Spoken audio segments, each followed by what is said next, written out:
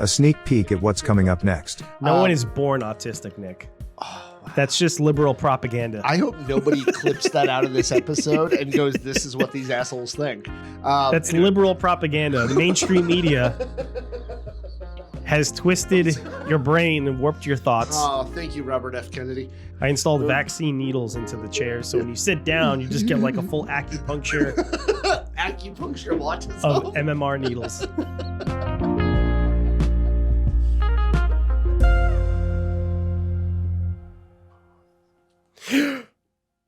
Welcome to. I'm just kidding. I'm gonna cut that out. I was just showing you do this loud welcome every single time I go to edit it. I hear you take a breath in. Welcome, and you not like 50% of the time you peak a little bit because you just say welcome so loud, and I'm like my headphones on. I'm like, oh, dude, you're used to me doing that every time welcome. Dude, every time I start the improv show, what do? Welcome. Yes. I'm like, yes, dude, yes. You can tone it down a little. So here's how I got that. When I was in school to be an addiction counselor, right? We did a lot of group work. We did a lot of classes with groups and stuff. And one of the things that they talked about was you have to grab people's attention, right? And when it comes to performing, what do you always talk about in the first couple of seconds of a video on any of the services? You got to grab their attention, right? And so one of the ways that I always found effective to grab attention when I was running groups is by starting the group by saying, welcome everybody to Talking About Motivation Today.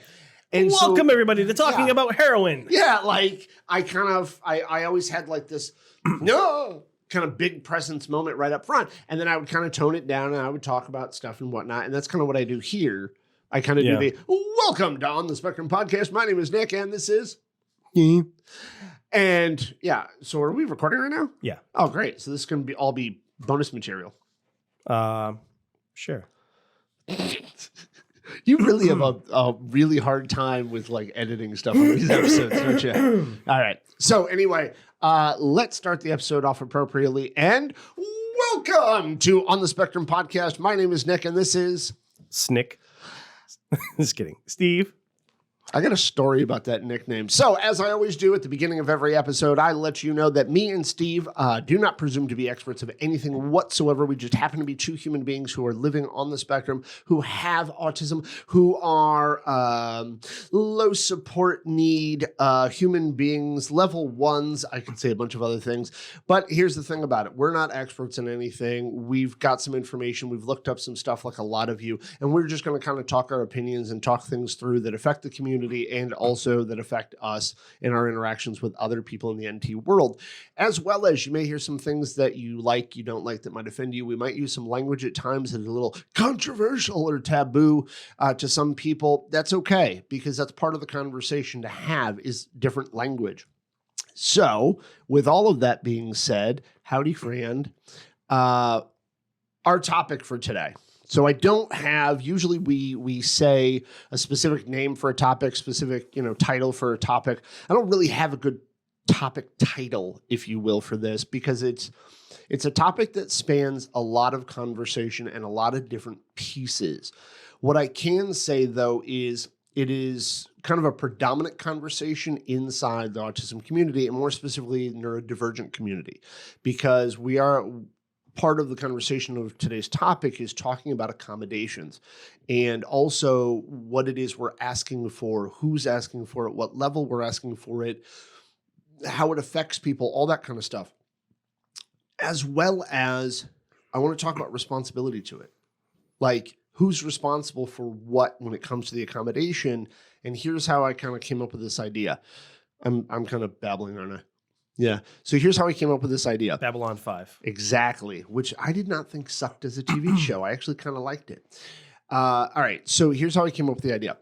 I do a lot of the social media stuff for us. So I go onto TikTok and Instagram and Facebook a lot and read a lot of other people's posts and things. But on TikTok especially, there's a lot of people who talk about how living in the NT world is so hard and there's a struggle, and it is, and I'm not putting that down or lessening that struggle at all. But then they say we just need other people to understand, have compassion. We need them to get us, that we need them to make accommodation for us.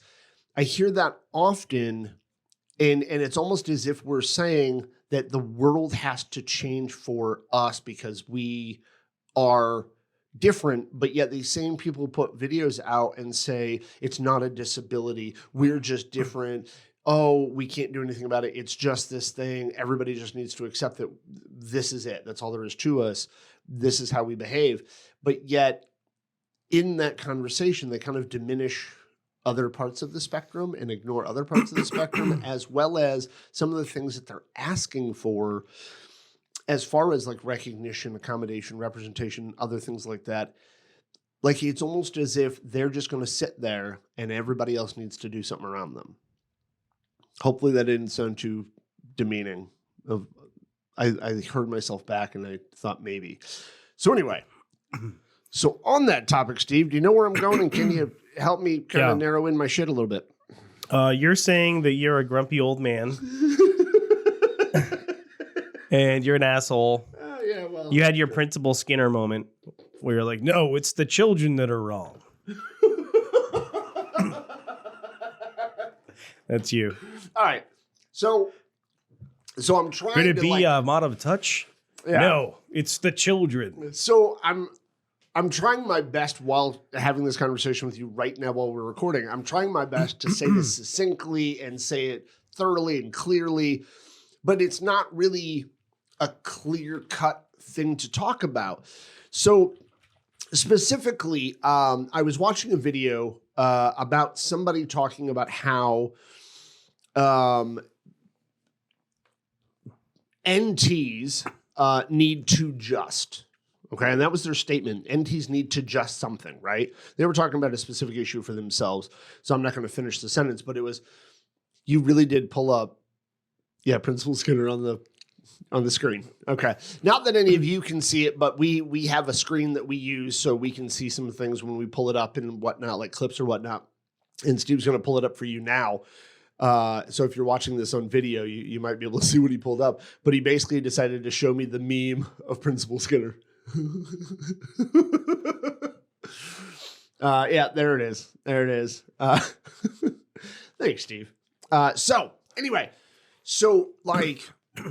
and also because we put a Facebook post out asking what advice would you give an ND or a neurodivergent person about dating a neurotypical, and a lot of the advice was given not really what advice would you give a neurodivergent, but more of it was what advice would you give the neurotypical about dating a neurodivergent. And so the question got reversed by some people, but a lot of what they talked about was not, some people said we got to come together and understand each other's communication styles and what both people need. And I love that statement because it's about both people working together.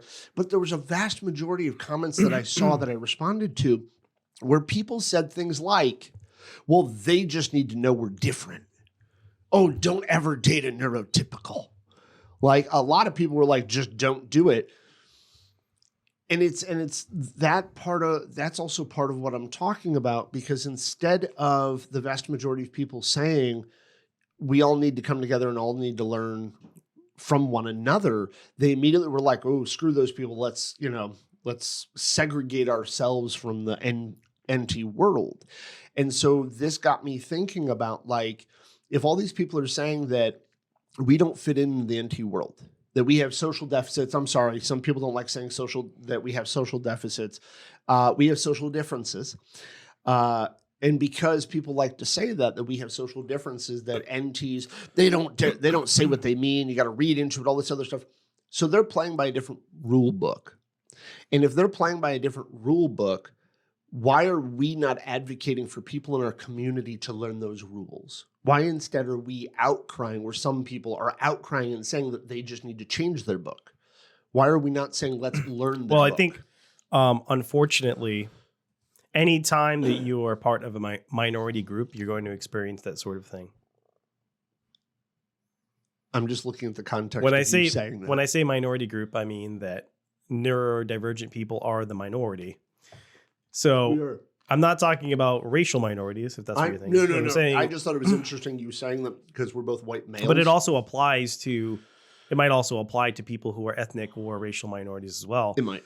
There are certain things that are it's going to be more difficult for you. Like if I move to Japan, right?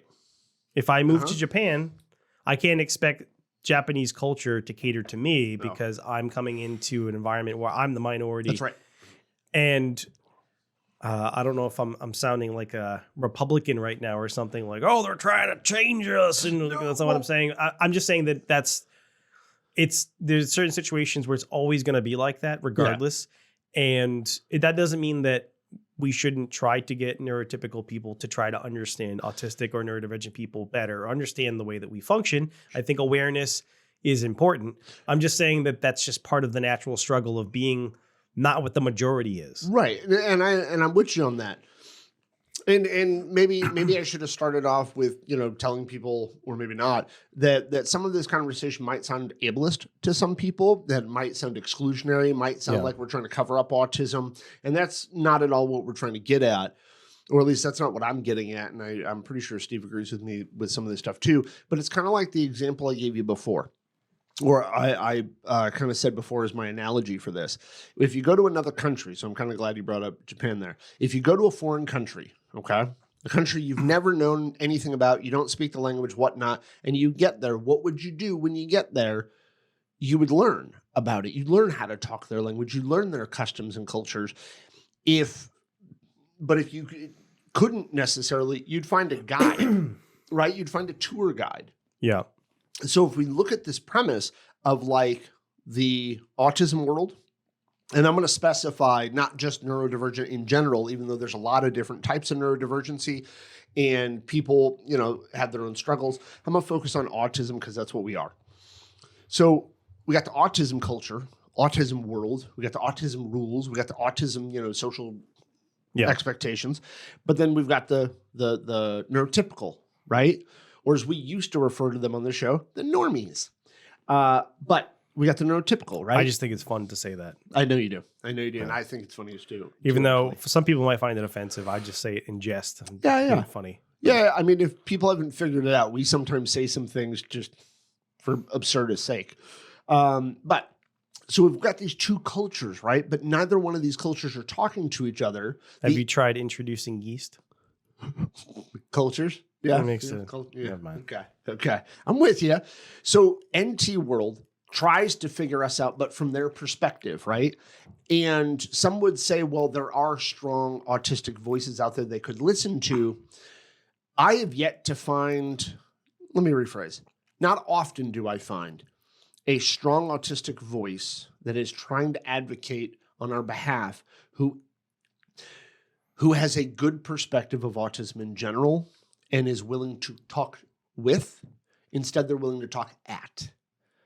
Like, there are probably some that are more than willing to sit down with an NT and just be like, hey, you know what? Here's how we operate. Here's how you operate. Okay, let's find out where we can both hang out.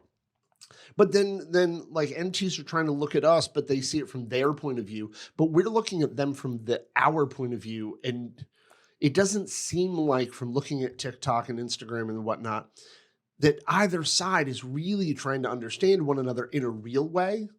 So and there's why don't assumptions you of why. Give us some examples of what people have suggested?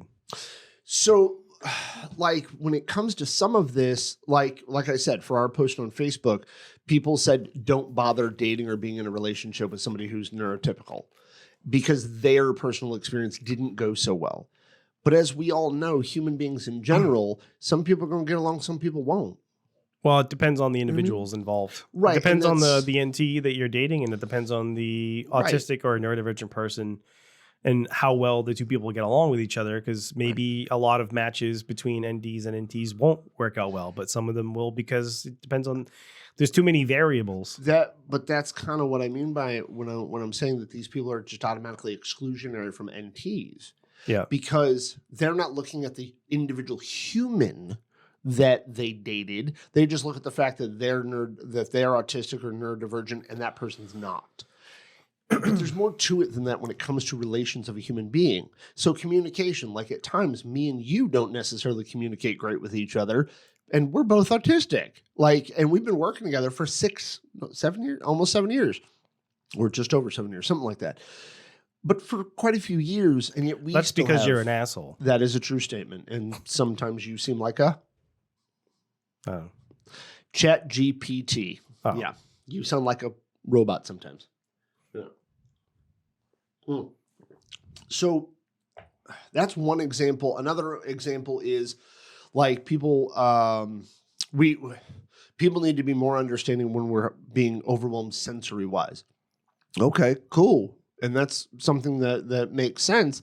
But then on the flip side of that, what are you doing for your partner? Right?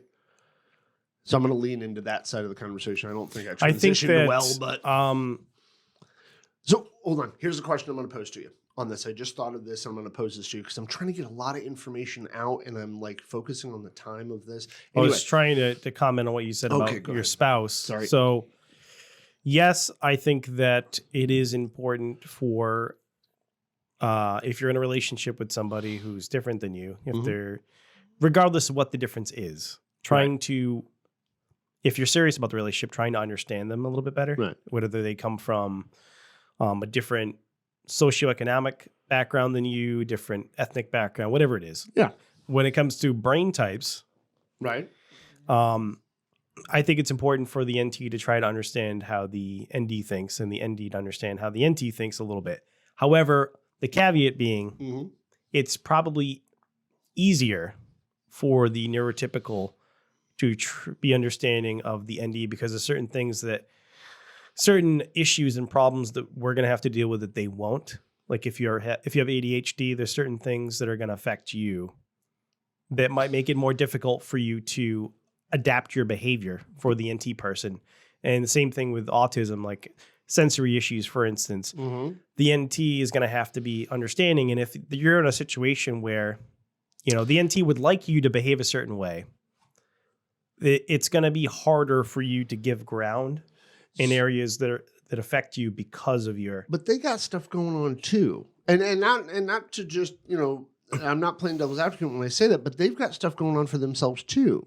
I'm speaking specifically about things that uniquely affect, like somebody who has ADHD, somebody who has, like, if you say, if I have an issue with crowded rooms and noise and lots of people talking, and then my spouse expects me to go to their family Christmas party every year, and I go, so I'm making the sacrifice there, but maybe I'm not so social. Maybe I'm trying to distance myself from the crowds. Yeah. Like that would be where maybe they would need to have some sort of understanding that it's going to be difficult for me to function in that environment the way you want me to. And I understand your point because you got to take care of yourself in that way, but I don't think it's completely and solely up to the NT to make all the accommodation, to make all. And I'm not saying that. I'm just saying that I think that a lot of times it's probably gonna to lean one way. It's probably not going to be equal. It's probably going to be lopsided situations, but. Overall, I'm saying, like, so here's one thing. There's a gentleman, and I don't remember handle or anything like that, and I probably shouldn't even say it even if I did. There's a gentleman on TikTok, and I don't disagree with the dude on a regular basis because he's basically just telling his perception and his emotional state and like his viewpoint on things, not necessarily talking about like overall autism or like diagnosis or any of that kind of shit or struggles that we have, but he's really talking about his own personal kind of thing.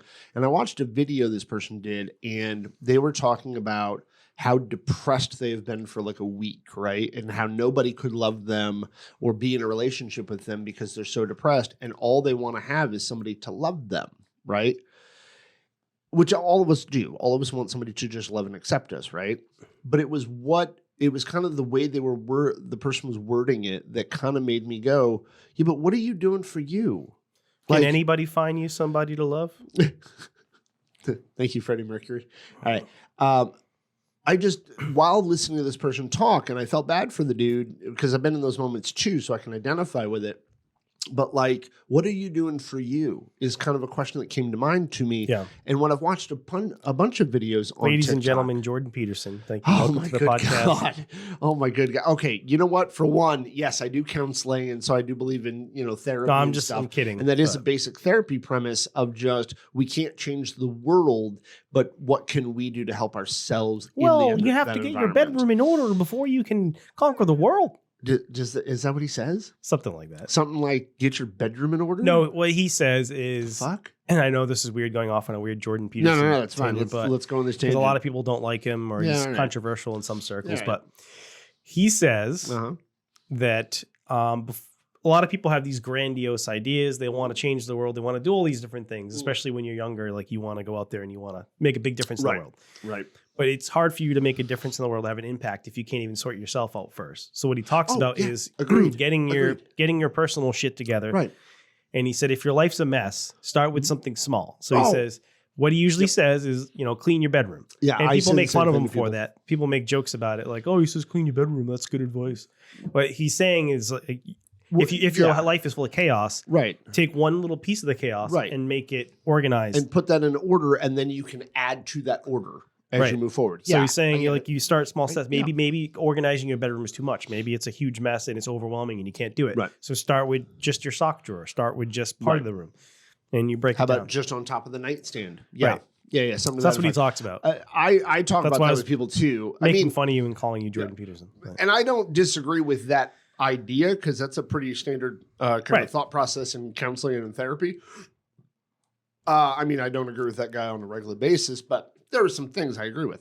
Yeah, a lot of people don't have a problem with like his general self-help thing. Like, they have a problem with other stuff that he said, but yes, like his personal views on one thing or another. But let's not get into that part, because totally another episode.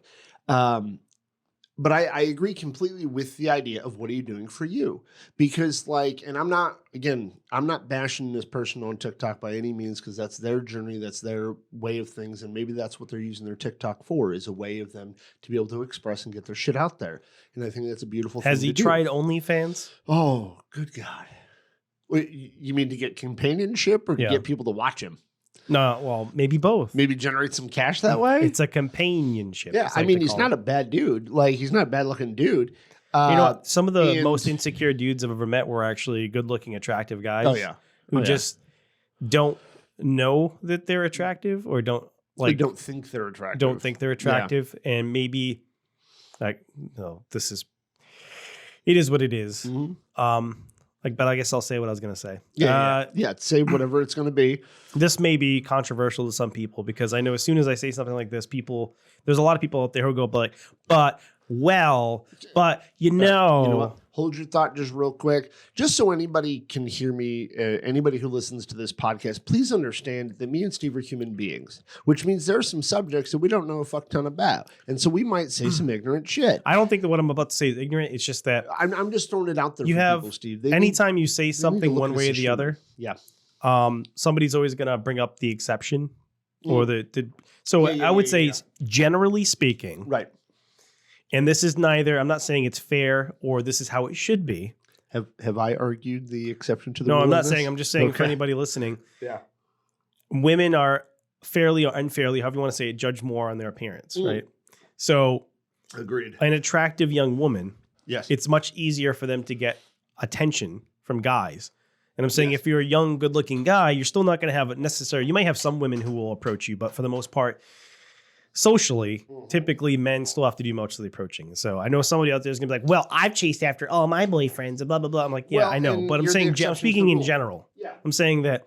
And you're right about that, by the way. Men do have to usually do most of the work when it comes to the seeking. Or the pursuing. But that's what I'm saying. You can't say pursue anymore. Whatever it is. I'm just saying that's maybe part of the reason why, there's still young guys who are attractive, who have trouble finding somebody, but there's also more to it than that, because in my experience, my personal experience, a lot of women don't tend to care as much about the physical aspect of it. Of their partner?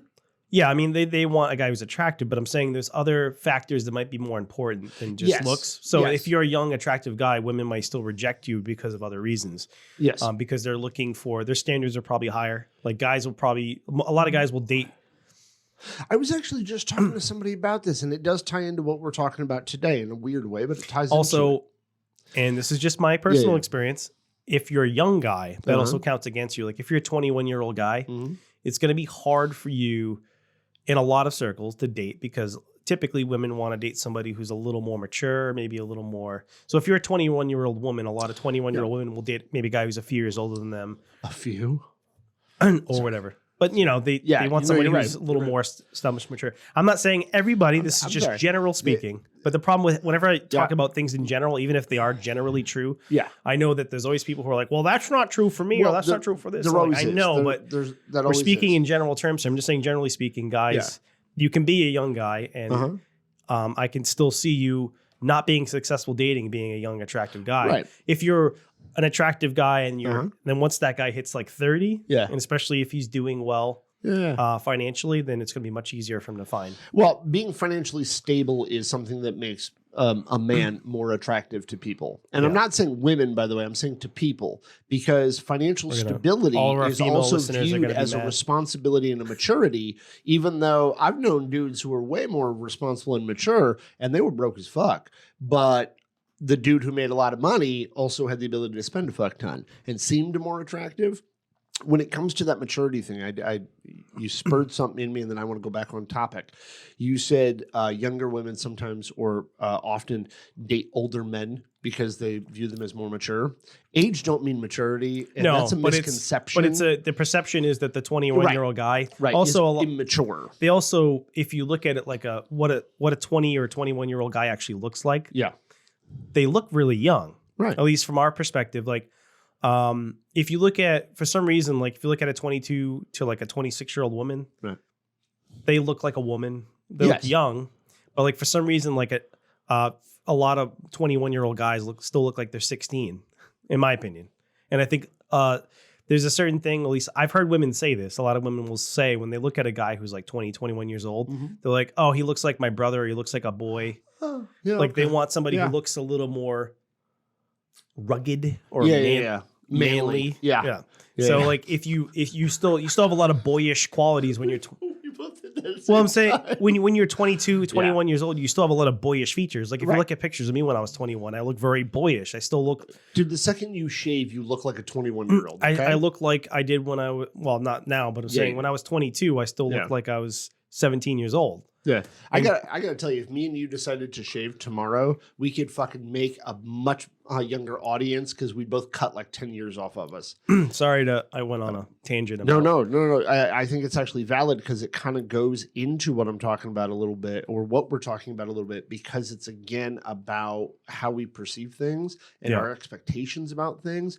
And a lot of folks in our community, I don't have a better word for it, so I'm gonna say it. Please don't hate me too much, everybody. But the folks in our community have tendency to whine about those expectations because they're like, nobody told me the social expectations of NTs. You're right. Nobody did. Nobody told us either. But also, what are you doing to learn about them? And that might sound very ableist or whatnot, or less compassionate, but what are we doing to learn that, though? I mean, I know what I did to learn as much masking or social rules as I have. I know what I had to go through to do it. And I'm not saying I had to struggle like a motherfucker. I just had to read a lot. I had to learn. I had to ask questions of the person in front of me. Was that appropriate or not? Am I doing okay or not? In this given situation, am I being appropriate? I had to ask those questions and gauge from NTs, or people who look like they knew what they were doing. I had to gauge from them. And yes, that can be awkward, but I also read a lot about psychology, about behavior, what's considered the norm, what's appropriate, what's not appropriate. And I read a lot of research papers, but I also read a lot of theory and a lot of stuff by therapists. Not necessarily self-help books per se, to kind of understand how people behave. Social appropriateness, what are the rules and expectations, to learn that stuff. And so that's what I did to do it. And somebody might actually say, well, not everybody's capable of that. But I would argue absolutely everyone is completely capable of asking the person in front of them who seems to be handling things better than you are. You're more than able to say and ask, so what you doing? How you getting there? Why did you turn left opposed to right at that given moment? Help me understand, because I want to be better socially, or I want to be able to connect better with another human being. Help me out with it. Right. But fortunately for me, usually those questions didn't come up until I had already pissed somebody off. So usually it was... Oh, no, I don't mean to ask that person, because I had those piss off moments too. No, I guess asking people in general. Oh. Like I would say something inappropriate in a group circle, And then I'd ask other people, the ones who weren't mad at me, like, what the fuck did I do? And I did because I didn't always understand. And a lot of times it was me being too forthright with information or being honest. Yes. When sometimes people don't want to hear the truth or don't want an honest answer because the truth might be hurtful or something that they're not ready to talk about or ready to hear. So with that, like you said, you know, being pissed off, and I've pissed people off too, with some of the things that I've said and ways I've worded it. That's probably not the time to, you know, try to get evaluation or whatnot. But I got this buddy, my buddy Evan. You've met him. My buddy Evan, I used to ask. So he was in a band for a while, and I would go to his shows and whatnot and help him like set up sometimes and things. And I was probably in one of my lowest places in life when I was hanging out with him predominantly. It was about 10 years ago when I started like really super hanging out with the guy. But anyway, and there's more context to that story. But anyway, when I started getting reconnected with him and hanging out with him again, he noticed that there was something different about my behavior, that I was getting overwhelmed with things, that I was pulling back a lot more than I used to, that I was having a hard time in crowds more than I ever used to. And this is right after I got diagnosed with bipolar. So before I got diagnosed with autism there, or before we came to that conclusion. And he, on a regular basis, would let me know I'm doing okay. But at some point I had to ask him, well, how do you know I'm doing okay? And he goes, no, I just mean you're not doing shit to draw attention to yourself, and you're not doing anything to make anybody think anything one way or the other. And I was like, well, why did you think I needed to know that? And he goes, because you were looking around the room and trying to see who was looking at you. Nobody was looking at you. I wanted to let you know that, like, you ain't doing nothing funny or off. You're doing all right. And I was like, but I don't feel like I am. And one day he actually tapped me in the head and he said, just because you don't feel like you're doing okay doesn't mean you're not doing okay. And I had to ponder that idea a long time. Like, I had to ponder that idea. Like, just because I don't feel okay doesn't mean I'm not okay. Also, people have this, like, everybody is the main character of their own story. Yes. And people have, like, think that they're more important than they actually are. Like, when you go to a party, most people are not paying attention to you. I'm sorry. What?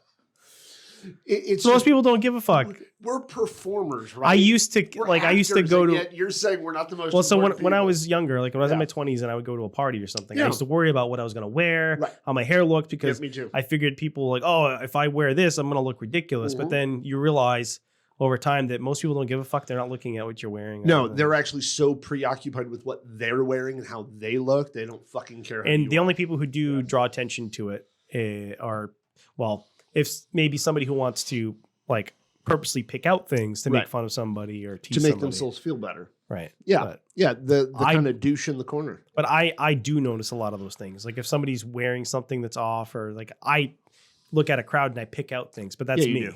Yeah, but that's also you with your thing. Like that's one of your things, right? And I guess let me round back now to anything a that little bit stands out or like I pick up on that stuff and focus on it. Like that kind of leads me to the autism thing. Is yes, we're born autistic, and yes, we have a. Wait, no, I had a choice, sir. You absolutely did, and you chose vaccine. I chose autism. Yeah, you chose autism. No one is born autistic, Nick. Oh, wow. That's just liberal propaganda. I hope nobody clips that out of this episode and goes, "This is what these assholes think." That's liberal propaganda. The mainstream media has twisted your brain and warped your thoughts. Oh, thank you, Robert F. Kennedy. So, Jesus. Okay. The Wi-Fi in this room alone is giving me colon cancer.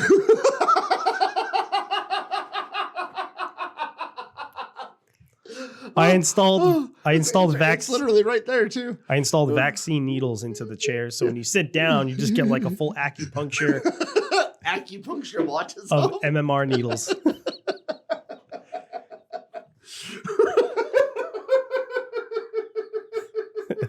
Autistic acupuncture.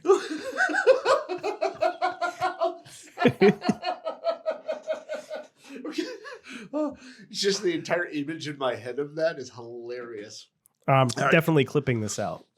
Why? That's no. I mean clipping it out and putting it on TikTok. Oh, you really should. Autistic acupuncture. Okay. I can only imagine the comments I'm going to have to field for that. All right. So one of the reasons why I'm kind of getting why we're talking about this. And they accuse us of having no sense of humor. I know, right? So one of the reasons why I'm getting at this is because, like, whether you are a person who is on, or are autistic, I'm making sure I'm covering all my bases there.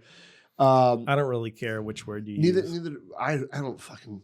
I know what you all. mean. Yeah. So I don't care more give a fuck about any the of that. intent Yes. of what you're trying to say rather Yes. than the words you specifically Yeah, use. I don't care if you say I'm a person with autism. I don't care if you're I a used to person be who much says I more am anal autism. I don't- about the words that people choose to use. Yeah, until you started watching this face. Yeah. Well, I brought up Summer Show. Yeah, there you go, I did Summer try to Show. message him on TikTok and he didn't respond to me. Well, just so you know, we kidding. both enjoy your videos. I actually enjoy your breakdown of Jason Aldean's music song there.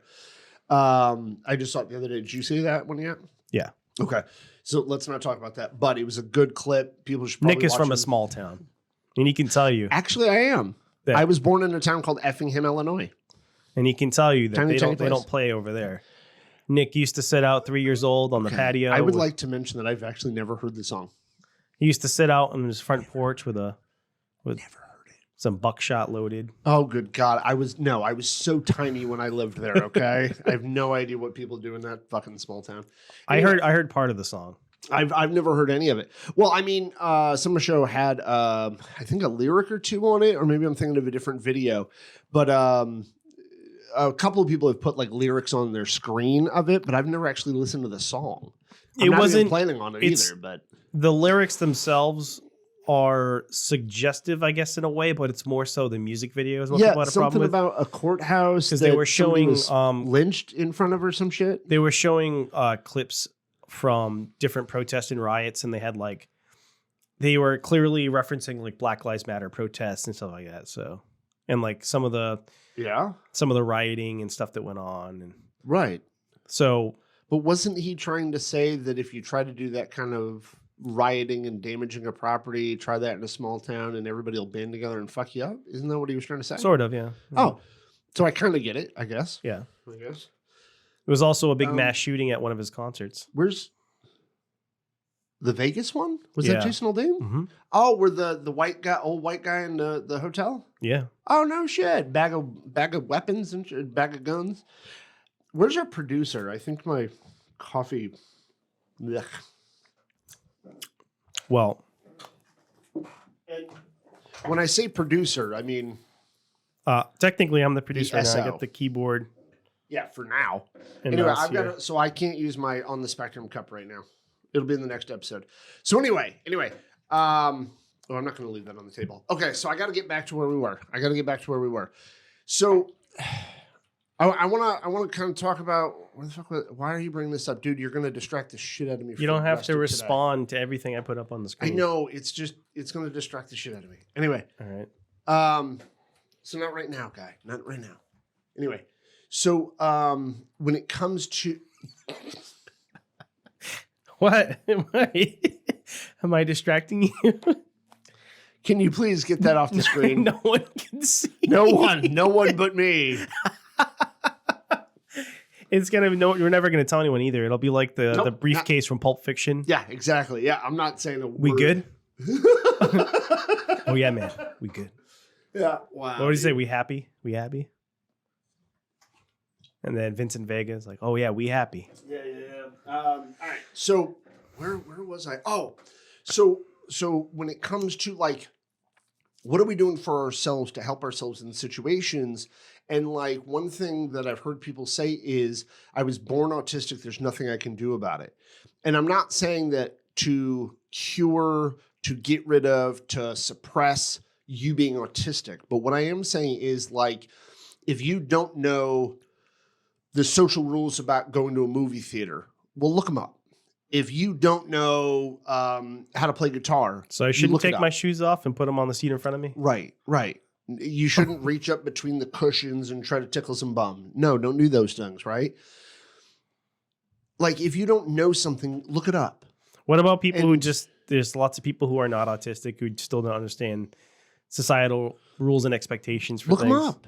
Look them up. Call a friend who's really good in a social situation and go, look, I want to go to your next concert. But there's I also wanna there's go also to a cultural theater differences show." depending on the environment. So, for instance, And I have a weird I'm with example you. here. I'm with you. If you go to a metal show or Yes. a punk show, Yes. there might be some moshing going on. I can tell you from experience, you don't have to participate in that bullshit. You don't have to, but I'm saying that that's a accepted part of that Yes, going it is. into those right. situations. But that's why you should go into some of these environments with somebody who knows. And you ask them before you get there. So how should I behave? And if they say to you, just be you, remember, there's something they didn't say in just be you, which is just be you within a boundary. Okay. And go moshing. Yeah. Like be you, but don't be the full. Like be 90% of the way. And I'm not saying that to autistic people. I mean that for everybody in any environment, because even NTs in social situations have to hold back something or somehow of who they are in any given interaction, because that's just how it works in social interactions, right? I would say, though, like there's far too many people in our community who are saying that everybody else has to do the work, that everybody else has to make accommodation for us, but we're not doing anything in their direction because we're too tired or because we're already working too hard to be like them.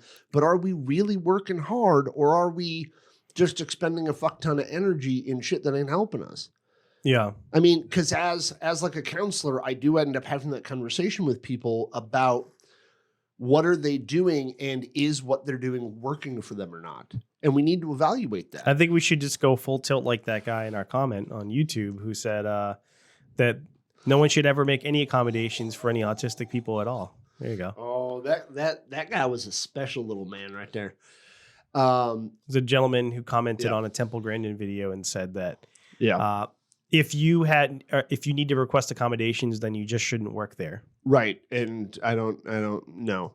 And I was actually talking to, your SO, about that. And I agree that there is a level of going too far for accommodating somebody, especially when it comes to a job or whatnot. You bigot. But I also think that you yourself as a human being need to also evaluate what you're good at. You yourself as a human being also needs to take a look at not necessarily what do I want all the time, but what am I good at? What can I do? What line of work would be good for me, right? And I think that's something we don't do very often. I think Temple touched on that too in the episode. A little bit. But she was just saying, like, if you have an autistic teenager who's capable of working at like a Dunkin' Donuts or a fast food restaurant, maybe the accommodation might, and what she said, there was a kid who worked at McDonald's in this particular video that would clean the dining room if it got super, super busy so they wouldn't get overwhelmed. And that was what that person was responding to, which I don't see how that's an unreasonable accomission. It's not. The job is still getting done. They still need somebody to clean and restock the lobby. Yeah, they're somebody just still needs to sweep the damn floor. They're just switching what you're doing to help accommodate. Right. But yeah, I mean, I think certain accommodations, which is why it's called reasonable accommodation, by the way. I know, but there are guidelines for what's considered reasonable and unreasonable. You're right. Well, yeah, I mean, I'm still going to say that like companies should not be the end voice of what's reasonable. Part of the definition, as far as, because I did read up on it a while ago, I'm trying to remember what the wording is exactly. Yeah. But essentially what it says is if it's not going to have a negative impact on business or the way the business functions. So if they're able to do it, then they have to do it. Well, but that's the thing about what you just said. If it's not going to negatively impact business, but the thing about it is like if somebody needs more breaks than another person, they could say it affects morale because then the other people feel like they're being treated unfairly. As far as not to say like people are right in that level. It depends on how many breaks. So if you were to look at what precedent is, precedent would say that somebody asking for extra breaks who's autistic would not be considered unreasonable. But it also depends. It could depend on how many breaks, because you could argue in court and say, well, if they're not working for 4 out of the 8 hour shift, well, then that's might be a problem. And I understand that. And there are going to be some days where that's going to be the case. But that's the thing about accommodating who the individual is and what's going on with the individual, opposed to making blanket policies to make accommodation. Well, what they really need to do Mm-hmm. is any office setting where they have autistic people working, they Right. just need to install autistic acupuncture chairs. That's going to be the theme right there. Oh. All right. So there's a set of headphones Yeah. built into So the chair. I also don't want anybody to misunderstand me. By no means am I saying that autistic people need to work harder than they already are. I just think a lot of the times, especially with what I see for the predominant voices that I see on TikTok, they're basically saying everybody else has to work that much harder because they're autistic. And just like with my glasses, right? Like without my glasses on, I can't see, I can't drive, I can barely hold a job. Like I would bump into shit on a regular basis. I wouldn't Mr. be able to Magoo. walk downstairs. Yeah, pretty much. And if I walked around going, no, Steve, you have to walk me to my car because I don't have glasses. You need to make that accommodation for me. If I did that all the time, like that's not fair to you.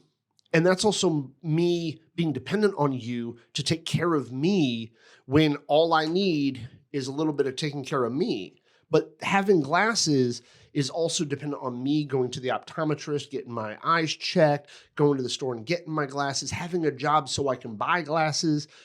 Like there's a lot of things that rely on me as the individual affected by, the shit ass eyeballs that I was born with, to take care of so I can now, and excuse the language, but function more in the society around me. Well, what you need to do is bring back the American Eugenics Program. Oh God, he used the word. And then we should just make it so people like you can't have kids, so that way your shitty eyes won't transfer to the new generation.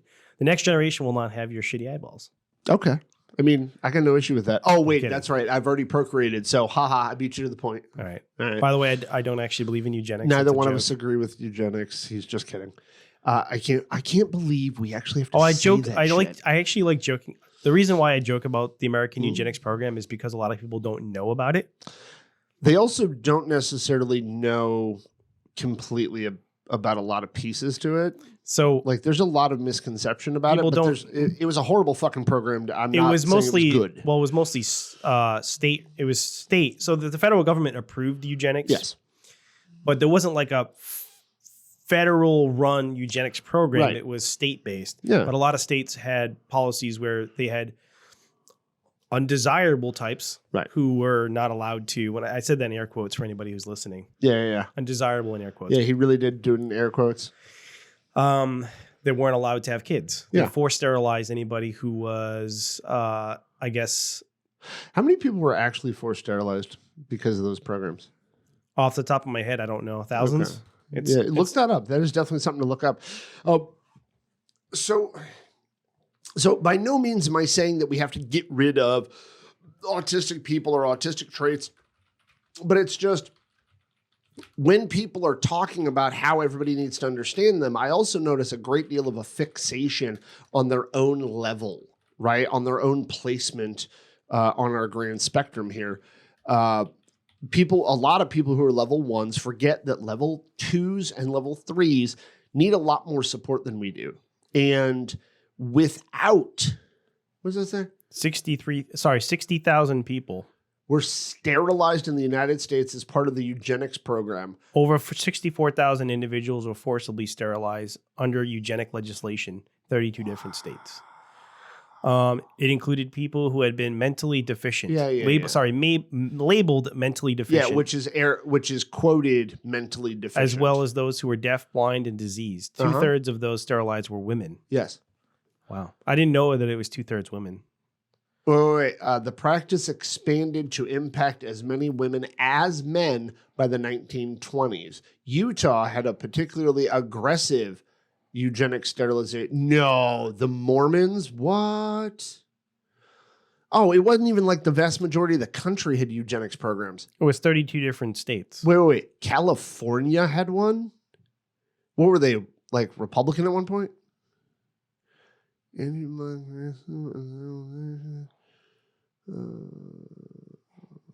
So it was mostly black women and white women. In North Carolina. North Carolina. Yeah. Okay, anyway, before we get fixated on this thing, even though fucking eugenics program is fucking fascinating as shit, So anyway, so I don't want to lose topic because I really wanted to talk about like all fucking week. I've wanted to talk about this Go ahead, whole. continue. Yeah, I'm trying, but like I'm really fascinated by what you're about to type into your AI googly thing. What? Intellectual. Okay. I gotta stop. I'm gonna stop. I was You do wondering your what thing. they meant by mentally deficient. Yeah. It's whoever they deemed less than themselves. Anyway, but like, so again, I want to go back to just to regain my thought process here. I want to go back to the statement I made before of like, what are we doing for ourselves? Dude, autistic people would have been included in this. Plus, there's intelligence testing too. Yeah, they used an intelligence test. Mm-hmm. Yeah, well, it's probably a shitty one. I know some people would be like, it's sexist and some shit. And I know there's some research behind, why the IQ test sucks, but yeah, wow, I'm gonna go look that shit up later. This is my autism button. Yeah, it really is. That is your autism button. Oh, it's a fucking puzzle piece. That's hilarious. Okay. It's on Google Chrome, y'all. Just go to Google Chrome. You'll know exactly what Steve is talking about. Anyway. So like, what are we doing for ourselves? So like, if you're talking to somebody who has anxiety issues or depression or whatnot, and I'll use myself as an example for this stuff. And I think I'm a little bit unique because I'm bipolar, but it's like when I get heavily depressed, right? And I want to isolate from people and I don't feel like I'm capable of anything. And I get so demotivated that I don't want to shower and all that kind of shit. And I have to force myself to shower to go to work. And I have to force myself through my work day and shit. And like, even when we do rehearsals sometimes and I'm in, a depressive episode, I get a lot more frustrated and angry about things, but I also get like really, about trying to keep us on point for stuff. And like, I can't necessarily stop myself from being depressed, but with my situation of being bipolar, I know if I just wait long enough, like just do the things that I know I'm supposed to do and wait long enough, my episode will shift. But I also, in those moments, I try to do things that I know help from a cognitive perspective, or I shouldn't say it that way, from like a self-help, no, that's not correct either. Yeah, self-help perspective. Like, I focus on activities I know I can complete just to be able to complete one. So like I can feel better. I give myself a little bit more credit to do a little less on those days or those weeks, things like that. Right. I try to give myself a little bit more leniency when it comes to making mistakes or how much I'm doing in a day. Like all of that. I try to spend time doing activities that I enjoy, leisure activities, to try to do self-care, things of that nature, right? I don't just sit back and go, well, I hope it goes away. I wish it would go away. Like I do something about it. And I mean, it sounds like you need to get your life in order. There you go. So the first thing you gotta do is start cleaning your room. Is that your Jordan Peterson voice? And I'm trying. Okay, that's, by the way, I can hear it. I can hear it in that voice. Okay, a little bit, but I can hear it. So, and yes, I'm probably saying this for the fourth time in this little rant, but yes, I'm bipolar. And yes, my episode is going to shift no matter what I fucking do. It'll switch over to mania and then I can get all that shit done and I can fucking fly or He's a some maniac. shit. Yeah. But then it'll shift down again. But I also, knowing that Diesel? it's going to, I also have to be a little bit more self-acceptance, unconditional self-acceptance, and a little bit more self-loving to know it's going to happen and what's going to happen when it does shift up or down. I think when it comes to autism, there's a similarity to that in the sense of like, if I know that there are times where I can be a blunt, honest, direct speaker, or also known as an asshole, if I can be that way at times, if somebody looks at me funny or says, you know what, man, you're being kind of a dick right now, instead of trying to argue that or try to disprove them or try to show them, no, I'm just letting you know, whatever. No, how about I just accept that their perception is that in that given moment, and I just, okay, maybe I am sounding that way. I don't think I am right then, but you do. Okay, fine. And that might be hard to handle for somebody who isn't a hella loving on self, but that's kind of part of it because some of these people I see on the TikToks there, they are constantly asking for validation from the world, from external everybody else. They're asking for love and acceptance from everybody else. And it really sounds like, and I don't know if this is true or not because I don't live in their heads, I'm not psychic, but it sounds like from the way they're talking, it sounds like that I was trying to hold that off and it didn't work. It sounds like they don't accept and love themselves first. And I always try to advocate, and I've told you this too, you got to love you first, right? Because I can handle you and anybody else telling me good, bad, or indifferent about me, whatever their opinion is, about anything I've done and anything I've said, because I love me first, right? Like I accept me. It took me a long time to get to the point of accepting me wholeheartedly. I ascribe to the Divinals version of self-love. The Divinals model of self-love. Perfect way to word that. It's so good to word it that way. Sorry. I had to make the joke. Yeah? Yeah, when I think about you, I touch myself. All right. So by the way, we are reaching that time. Oh so. God, I'm so sorry, man. Like I've had so much to say. I'm really okay. I'm not. Nick is on his soapbox today. Yeah, I'm not upset about the topic. I am passionate about this. I am very heated, if you will. I'm trying to kind of control my enthusiasm, let's call it, about this because for one, I want to help a lot of the folks that I see on TikTok. Because I think I might have an idea, not that they haven't had this idea before, because they're smart people too, but sometimes we need to hear shit from an outside voice. We need to hear it outside of our own head sometimes to be able to kind of enact it. But like, because of what I do for a living, I talk to people about having specific, measurable, realistic, time-sensitive goals. And I don't see enough people kind of utilizing that idea. Yeah. And so in doing so and not utilizing that, I see a lot of folks who have tendency to say, here's what I want. And it's almost as if they're like throwing it out there. Luckily, hopefully, eventually somebody is going to help me do this when they have the power to do some of that stuff. Now, I got the power. I'm not saying that people don't have difficulties in their life. And I'm not saying that there aren't things that inhibit them from being able to X, Y, whatever. By no means am I saying that like everybody's fully capable of everything they want. What I am saying is that sometimes we get wrapped up in the idea that we are something and we can't because of it. And we really got to kind of take a look at that. Yeah. Especially when it comes to behavior things, right? Like, yes, autism is genetic. But that doesn't mean that we can't learn social rules. That doesn't mean that we can't learn to connect with another human being in other ways. That doesn't mean that we can't set timers to be on time for something, to have alarms for things. That doesn't mean that we just have to stay in our room all the time because we're always assessing whether we feel comfortable or not. Well, 90% of the time when I'm anywhere outside of my fucking living room, I'm uncomfortable, but I do it anyway, right?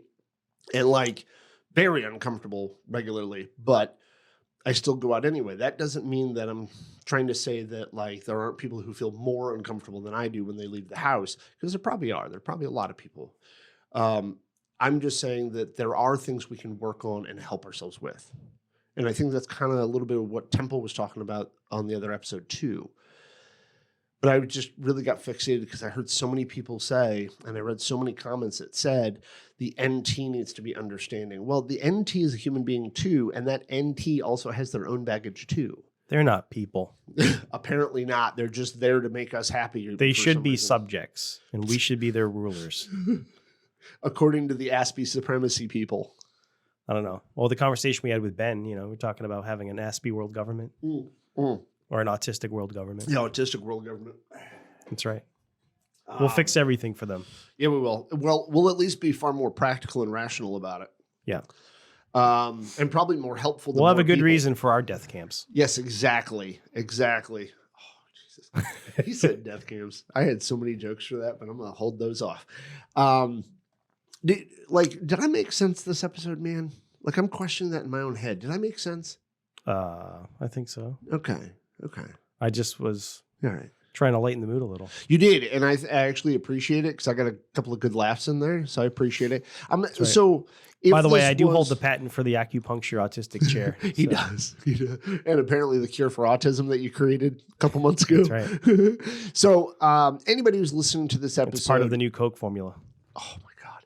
anybody who's listening to this episode, if you have a comment, if you have a question, if you have a concern, if you dislike something I said, if you want to argue with me, I am more than happy to talk with you, have a discussion with you. We can argue back and forth. We can have a 30-minute conversation of going, nuh-uh, back and forth with one another. That's cool because at least we're talking, at least we're hanging out. We can do that. We have a Facebook page, we have a TikTok, we have an Instagram, we have a Twitter, we have a Reddit, we might have a blog soon. Yeah, might have a blog soon because Steve is going to way good at typing and I'm not. The bullshit from my brain onto paper. Yes, because Steve will be in charge of doing the blog because Steve does a lot of writing and that's kind of his preferred way of communicating, actually. Like that's his preferred way to express. Mine happens to be talking. Ooh. That was a really hard K on that. Now that I have a microphone in front of me. Call it Tism Talk? Yeah. Oh, God. So there was a young lady. I'm not going to call the blog that. I know. But there's a young lady on Facebook that if you called it that, she would shit on it left, right, and center. Because she hates it when people say a little bit of the tism. She hates it when people say tism. God forbid you make a joke about something that affects us. Yes. God forbid to make humor out of something that is serious. What about people who are in a wheelchair and make jokes about their legs not working? Should they not make those jokes because it's mean? Oh my God. Dude, there's people in wheelchairs who make jokes or make videos about them not being able to use their legs, and shit's funny sometimes. There's a sit-down comic who is hilarious, who constantly talks about the fact that he can't walk. Yeah. And by the way, I got the name of his stand-up. Oh, what about that? Sorry, his kind of comedy as sit-down comedy. That dwarf comedian who makes fun of being a dwarf all the time. Brad Williams. Yeah. He's hilarious. But I don't think he's that funny personally, but like... Dude, you don't think anybody is all that funny. But he makes fun of being a dwarf. Who cares? He's a dwarf. You should be able to make fun of, like, make jokes about it. So I want to be able to do. I know I'm not allowed to, and I know I don't. But like, I'm just saying, being autistic, I think I should be able to make jokes about it. Right. I think we should be able to.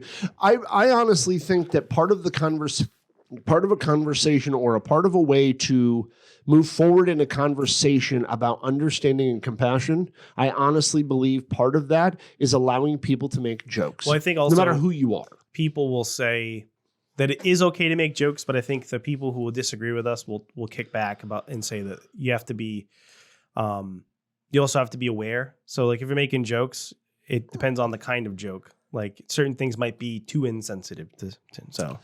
Here's what I'll say, and this is my stance as being a comedian, being a performer, and also now being a podcaster, and apparently, I guess, a voice of autism, I guess, or some shit. If you have a problem with what somebody else is saying about whatever topic you're talking about, stop listening. Stop. Just walk away from them. I believe very, very strongly that people have a right to voice their opinion. This is my personal. This is not necessarily. Yeah, but if you're making a joke, this is my personal belief, and a joke is not an opinion necessarily, though. But even if you're voicing a joke, walk the fuck away from the joke. Walk away from that human being. Well, what if you're at work and you can't? No, you literally can take 4 steps away from the motherfucker and just not acknowledge the fact that they're making a joke about autism. You like for this podcast, you can stop. You can hit pause right the fuck now.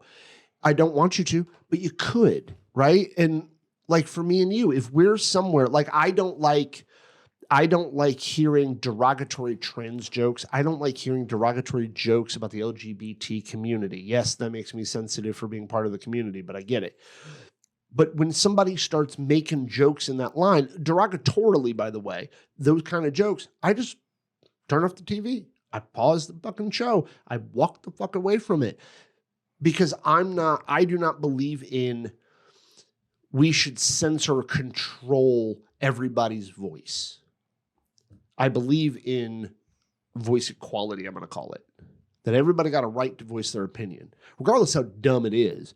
I'm more offended if the joke is just lazy and shitty. Right. So you're worried more about the effort, not the content. Like, I find a lot of racial jokes people make to be kind of like, oh, they're lazy as shit. They may be in poor taste, but also just like they're just not good jokes. Yeah, like you have let's put aside the fact that they're probably racist jokes. But you have videos made by black content creators who make black jokes in them, but they're just like lazy black stereotype jokes, and it's like, Or there's white content creators who do that stuff too. But I'm just saying, even it's not about the race thing. It's just that the joke is No, bad. it's about the effort you're yeah, putting it's in. like it's not even you didn't even put any effort into this. You Right. make it, oh, it's a joke about a black guy stealing stuff. Haha. So would you agree with this statement? People can make racist, sexist, or derogatory jokes about a group of people as long as they put in the effort to make it good. To make it quality. It maybe it depends on still like if it depends on the joke. Like you can like it's hard for me to explain. Dude, I'm just saying, man. Like yes, they I can actually- theoretically. I actually really enjoyed this kind of like this idea, this distinction, this like qualifier, if you will. I'm more if offended you're that going to you make a racist joke, you need to make it worthwhile. I'm more offended that you put no effort into it and you just use like Right. oh, black people like watermelon. Ha ha ha. Yeah, ha. like, which is such. Come on, it's Like so dumb. stupid shit like that. That's Yeah. what I'm saying.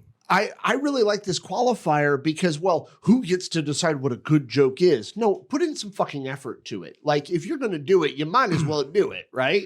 And if you're going to use like a stereotype or an old fashioned joke, right, spin it a little bit. then try to Come like on. make the setup, like catch me off guard. Yes. Come at me with something Yes. else, and then you come into the stereotype like, Right. oh, okay, well, you try to make it a little Yeah, creative. I'm right but, the like, fuck there. Now, I will say that somebody's going to hear us or see us talk about this, and they're going to be like, look, you don't know what it's like because, you're both white males. And I'm going to say to this, we're also autistic, and I'm also bisexual and bipolar.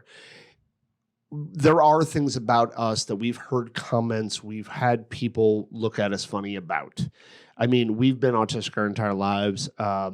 We didn't necessarily know, but we knew there was something different about us than other people, and people let us know that we were different. And in the smallest way, I can say that there's probably a level of understanding, emotional understanding or situational understanding based on that. We have been looked at and treated differently. We have been excluded of things because of what we are. There you go. And so you're hearing it there's a first. Nick level of thinks it. that being autistic No, I is did the not same as say. being I black. did not. I did not fucking I say know. that. I knew you were going to go with fucking way. I sat here saying my words, going, Steve is going to fucking do that. Anyway, what I am Because saying that's what to it, people do though- on the internet. Yeah, they do. They do. They look at it in the shittiest way possible. I get it. It's a lack of faith. So like when Right. you have a conversation or when you listen to somebody, you should always try to listen in good faith, unless the person Yes. is a provocateur or somebody purpose. going into it purposely Yeah. trying to. But like, you don't do anybody any favors by purposely trying Right. to present the worst version or the worst possible interpretation of what somebody says. Right. It might be more worth your while to try to hear them out instead. Like, what are they actually trying to say Yeah. versus what's the worst way I Right. can interpret what they're saying? Yeah, because so basically what I'm trying to say with this, and I think I can break this down a little bit easier, is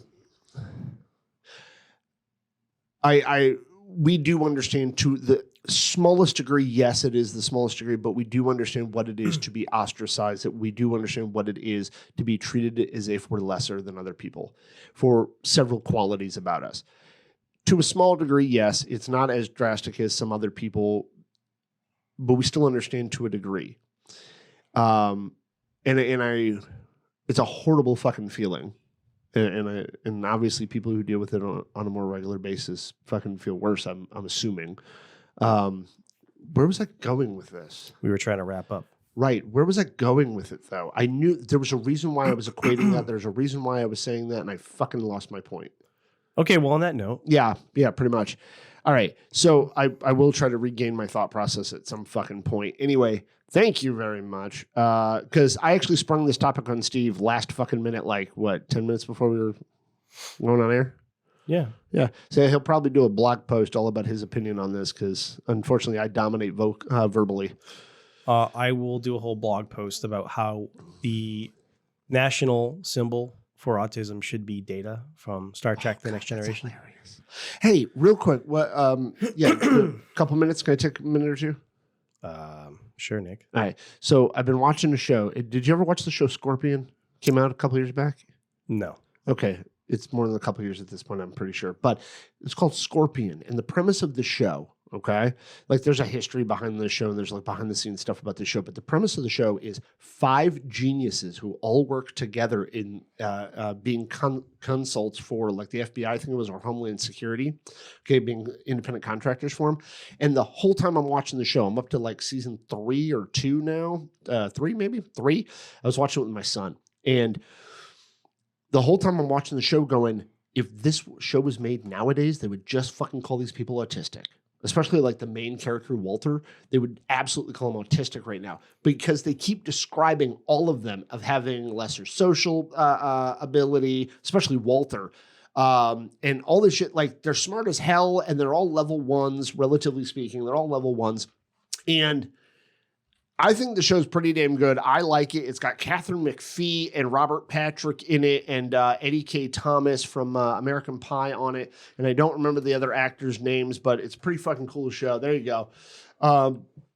Elias Gable, Catherine McPhee, Eddie K. Thomas, Jaden Wong, Ari Sidham. I can't see it fully, so if I'm fucking up your name, I apologize. Anyway, so it's a cool show. It's an action show. They solve problems, but like all of the characters in it, except for like Catherine McPhee's character, who they actually in the first season, the opening credits described her as being, well, she's normal and she helps interpret the world for us. And like, serious to God, they would just call all these people. Well, everybody's a little autistic now. Oh God, I hate you. Thank you, Robert F. Kennedy. Haven't you seen what people say on TikTok? I know what people say. Everybody's on these things. autistic. Yeah, well, and you know what? Even if everybody is a little bit autistic, some of us are a little bit more autistic than you. So fucking recognize, bitches. Anyway, but this is a great fucking show. I watch it on a regular basis. It's now part of my rotation of shows that I watch per month. Because yes, I have a rotation of shows that I watch because I have a really hard time watching new TV shows. So there's that. Who's this guy? Why are we bringing up the Knicks basketball team? Okay. Sorry, I got... Dude, you put it on the fucking screen in front of me, okay? Anyway, ladies and gentlemen, thank you very much for listening to On the Spectrum podcast this week. I am Nick. I'm Snick. Snick?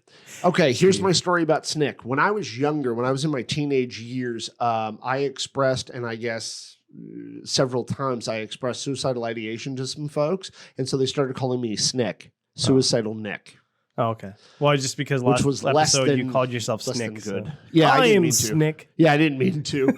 But thank you very much for watching the episode. Please comment, question, argue with us. Tell us how you liked or disliked the episode. Please point out Nick's bigotry. Point out my bigotry if you want to, and we'll talk about it. Maybe you can educate me. I have no problem in the world hearing out somebody else's opinion, and I don't mind somebody calling me ignorant because we all are about something, and I would rather you point it out and educate me than me sit back and just be like, things are dumb. Thank you very much. I appreciate it. You can also contact us on Facebook. I'm trying to get through all this shit. Like, I'm trying my best to remember everything, guys. But thank you very much. We'll talk to you next week. Goodbye. Bye.